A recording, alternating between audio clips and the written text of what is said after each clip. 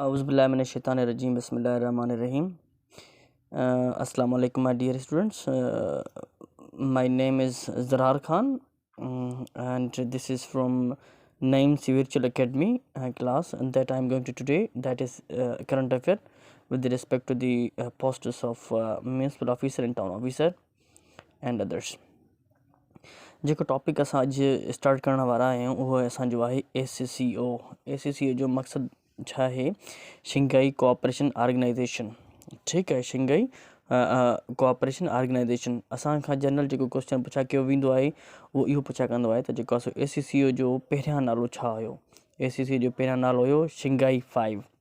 ठीकु आहे, त शंघाई 5 में जेके तव्हांजा कंट्रीज़ आहिनि उहे तव्हांजे कंट्रीज़ पहिरियां त शंघाई 5 कॾहिं ठहियो? उहो तव्हांजो ठहियो 26 अप्रैल 1996 में।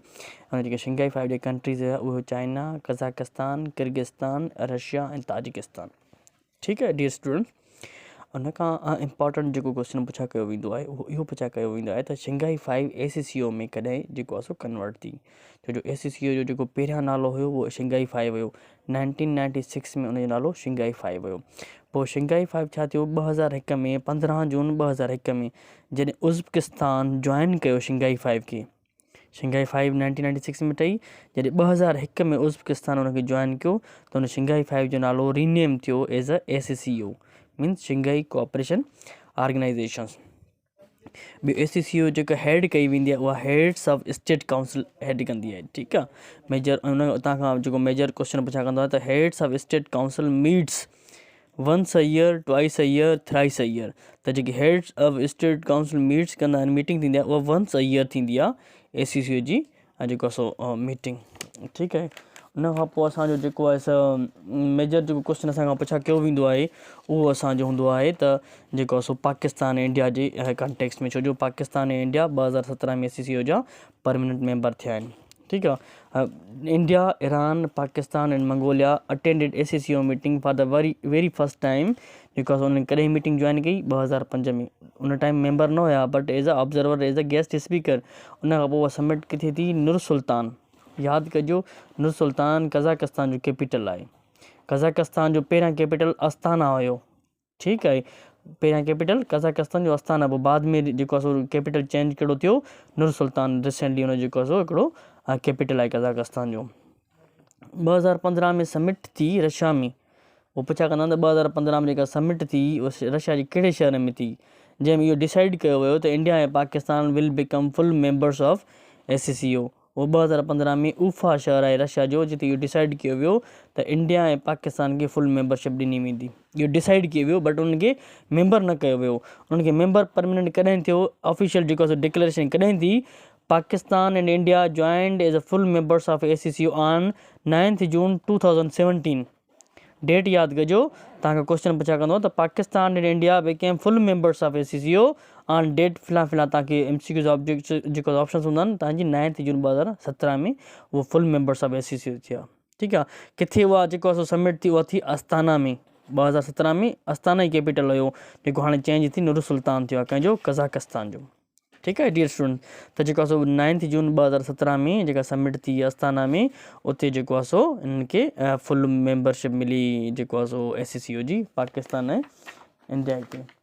ठीकु आहे डियर स्टूडेंट्स, उन खां बाद में असां वटि आहे secretary general of ACCO। Major question जेको तव्हां खां पुछा कयो वेंदो आहे उहो इहो पुछा कंदो आहे त सेक्रेटरी जनरल ऑफ ACCO जो टेन्योर घणो हूंदो आहे? उनजी सिलेक्शन घणनि ईयर्स लाइ हूंदी आहे ऐं उनजो नालो छा आहे? किथां बिलोंग करे थो पियो? त डियर स्टूडेंट, जेको सेक्रेटरी जनरल हूंदो आहे ACCO जो, उनजो टेन्योर 3 ईयर्स लाइ हूंदो आहे। ठीकु आहे डियर स्टूडेंट, उन खां बाद में उनजो नालो जेको करंट सेक्रेटरी जनरल आहे, सेक्रेटरी जनरल ऑफ ACCO, उहो आहे व्लादिमीर नोरोव। व्लादिमीर नोरोव जेको 2019 में सिलेक्ट थियो। उहो कहिड़े कंट्री सां तालुक़ु रखे थो? उज़्बेकिस्तान सां तालुक़ु रखे थो पियो। ठीकु आहे स्टूडेंट्स, उन खां पोइ मेजर क्वेश्चन जेको पुछा कयो वियो आहे त तव्हांजो जेको आहे ACCO जो सेक्रेटरीट या हेड क्वार्टर किथे आहे? तव्हांखे ज़िंगजांग 2 ऑप्शन ॿिया ॾींदो आहे। ॿियो तव्हांखे ऑप्शन ॾींदो आहे बीजिंग या चाइना। Beijing, China. त जेको तव्हांजो राइट आंसर हूंदो तव्हांजो उहो बीजिंग ऐं चाइना वारो हूंदो।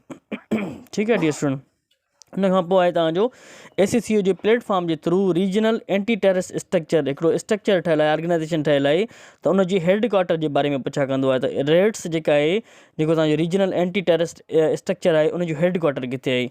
त जेको ACCO जे प्लेटफॉर्म जे थ्रू रेड्स ठहंदो आहे उनजो जेको हेड क्वार्टर उहो आहे ताशकंद उज़्बेकिस्तान में। ताशकंद उज़्बेकिस्तान जो जेको आहे सो कैपिटल सिटी आहे। NB NOTA beta means most important तव्हांखां ऑफिशियल लैंग्वेजिस पुछा कंदो आहे त ACCO जी ऑफिशियल लैंग्वेजिस कहिड़ियूं कहिड़ियूं आहिनि त उन जी ऑफिशियल लैंग्वेजिस आहिनि चाइनीज़ ऐं तव्हांजूं रशियन ऑफिशियल लैंग्वेज आहिनि तव्हांजूं ACCO जूं।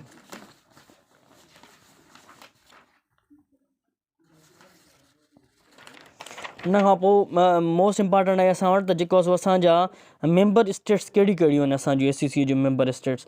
उन मां असांजूं 8 मेंबर स्टेट्स आहिनि जंहिंमां चाइना आहे, रशिया आहे, इंडिया आहे, Pakistan, Kazakhstan, Uzbekistan, Tajikistan, Kyrgyzstan. ठीकु आहे डियर स्टूडेंट्स। त असांजो चाइना जो कैपिटल सिटी बीजिंग आहे, रशिया जो मॉस्को आहे, इंडिया जो न्यू दिल्ली आहे, पाकिस्तान जो इस्लामाबाद आहे, कज़ाकिस्तान जो नूर सुल्तान सॉरी त उनजो ओल्ड कैपिटल अस्ताना ई हुयो। ठीकु आहे। उज़्बेकिस्तान आहे उनजी कैपिटल सिटी ताशकंद आहे। ताजिकिस्तान आहे उनजी कैपिटल सिटी तव्हांजो दुशंबी आहे। किर्गिस्तान जो बिश्केक। मेजर तव्हांखां इन कंट्री जी कैपिटल पुछा करे सघे थो या उनजी करंसीज़ या प्रेसिडेंट्स जा तव्हांखां नाला पुछा करे सघे।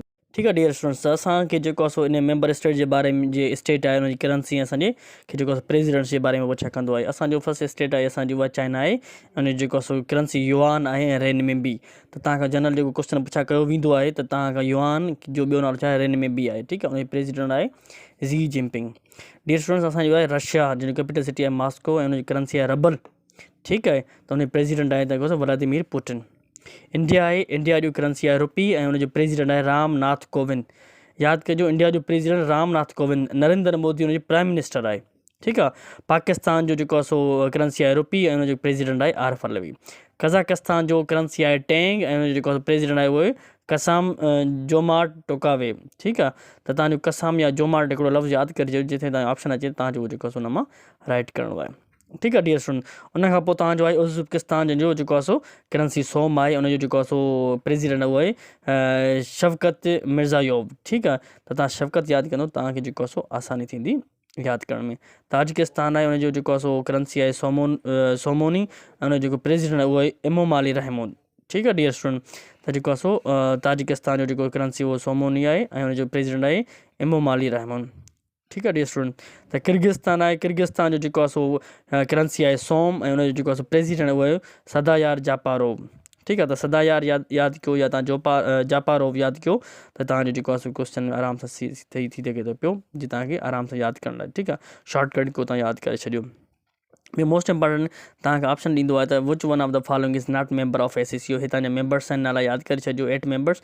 ऐं जेको आहे तुर्कमानिस्तान जे बारे में जनरल पुछियो वियो आहे त which one of following is not member of ACCO। त तव्हांजो तुर्कमानिस्तान ACCO जो मेंबर न आहे ऐं तुर्कमानिस्तान जो जेको आहे सो करंसी जेको आहे उहो तव्हांजो मन्नत आहे।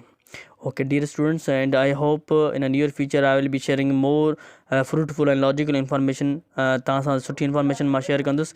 एंड जेको सो डेली बेसिस ते कोशिशि कयो हिन शइ जी प्रैक्टिस कयो हिन जो खे क्रैमिंग कयो त जीअं तव्हांजो in near future success can be made possible. Thank you dear students. Take care. अल्लाह हाफ़िज़।